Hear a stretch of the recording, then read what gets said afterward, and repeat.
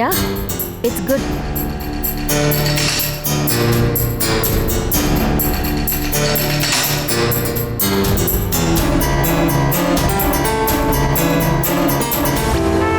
இப்போ என்ன பண்ணலாம்? அபியோட டிசைன்ஸ் நல்லாவும் இருக்கு, யூனிக்கா ட்ரெடிஷ்னலாவும் இருக்கு. எப்பவும் போல அசோக் எம்டியா சார்ஜ் எடுத்துக்கலாம்ல? யா மேடம், ஷியோர். இதுல எங்களுக்கு எந்த அப்ஜெக்ஷனும் இல்ல. All the best Ashok. Thank you. All the best. Thank you. All the best. Thank you. All the best Ashok. Thank you. Ashok, அம்மா, இப்போ எல்லாரும் பாராட்டுறது முக்கியம் இல்ல, சேல்ஸ் இன்க்ரீஸ் ஆகணும், ஷேர்ஸும் இன்க்ரீஸ் ஆகணும். கண்டிப்பா நான் அதை செய்வேம்மா. All the best Ashok. Thank you.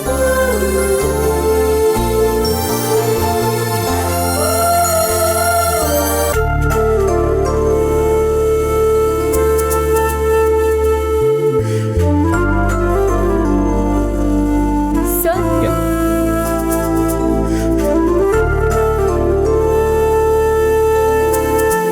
Have it.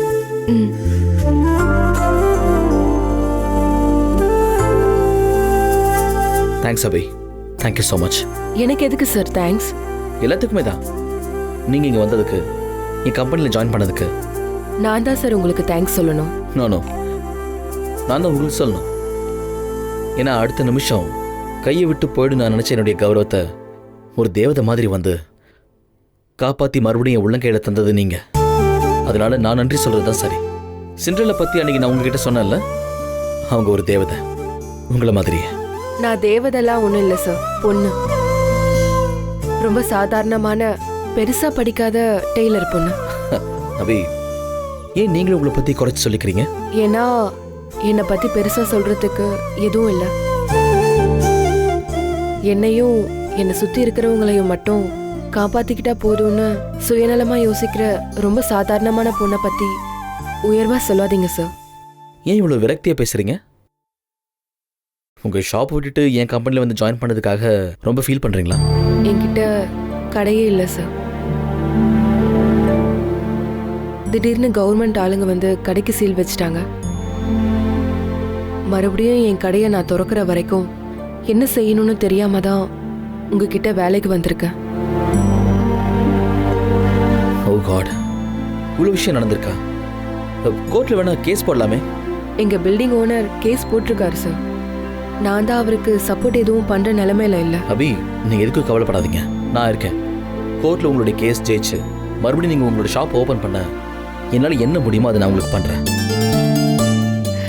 என்னாச்சு அபி, ஏன் சிரிக்கிறீங்க? சார், கடையை மறுபடியும் திறந்துட்டா இந்த வேலைக்கு வரமாட்டேன். வேண்டாம், அது வரைக்கும் நீங்கள் இங்கே ஒர்க் பண்ணுங்க, அது போதும். எங்க அம்மா ராஜகுமாரனை பத்தி நிறைய கதை சொல்லுவாங்க. அதுல வர ராஜகுமாரனை விட நீங்க ரொம்ப நல்லவர் சார். என்னை ரொம்ப ப்ரைஸ் பண்ணாதீங்க அபி. இல்ல சார், உண்மையதான் சொல்றேன் சார். நான் உங்ககிட்ட ஒண்ணு கேட்டா என்னை தப்பா எடுத்துக்க மாட்டீங்களே? கேளுங்க அபி. என்கிட்ட பேசுறதுக்கு உங்களுக்கு எந்த தயக்கமும் வேண்டாம். சார், எனக்கு கொஞ்சம் பணம் வேணும் சார். இவ்வளோதானா? இதுக்கே இவ்வளோ தயக்கம்? கொஞ்சம்னா 1,00,000க்கும் மேல சார். அதுவும் எனக்காக இல்லை, என் கூட இருக்கிற என்னோட தெய்வானாக்காக்கு. அவங்களுக்கு ஆக்சிடென்ட் ஆயிடுச்சு சார். ஹாஸ்பிட்டலில் ட்ரீட்மெண்ட் நடந்துட்டு இருக்கு. அதுக்கு தான் பணம் கேட்குறேன். நீங்க என்னோட சம்பளத்துல இருந்து கூட கழிச்சுக்கோங்க சார். மாசம் மாசம் கொஞ்சம் கொஞ்சமா கழிச்சுக்கிட்டு சம்பளம் கொடுத்தா போதும். அபி, உங்களோட சம்பளம் எவ்வளோன்னு தெரியுமா? எவ்வளோ சார்? சரி, அதை பற்றி நம்ம அப்புறம் பேசிக்கலாம். இப்போ நீங்கள் மெடிக்கல் எமர்ஜென்சியில் இருக்கீங்க, அதுதான் முக்கியம். என் கூட வாங்க, கம். சுபத்ரா, கம்மியா ஒரு 1 lakh கேஷ் எடுத்துகிட்டு வந்து அபிகிட்ட கொடுத்துருங்க. அபி, நீங்கள் இதை உடனே ஹாஸ்பிட்டலில் பே பண்ணிடுங்க. பேலன்ஸ் எவ்வளோ தரணுமோ அதை நீங்கள் சுபத்ரா கிட்ட டீல் பண்ணிக்கோங்க. அவங்க உங்களை காண்டாக்ட் பண்ணுவாங்க. Subhadra, okay sir. ரொம்ப தேங்க்ஸ் சார். அபி, இதுக்குள்ள அதுக்கு தேங்க்ஸ் சொல்லிட்டு, இது ஒரு பெரிய பணமே கிடையாது. உங்கள் திறமைக்கும் உங்கள் க்ரியேட்டிவிட்டிக்கும் எத்தனை லட்சம் வேணால் தரலாம். முதல்ல நீங்கள் ஹாஸ்பிட்டலில் இருக்க உங்கள் அக்கா போய் பாருங்கள்.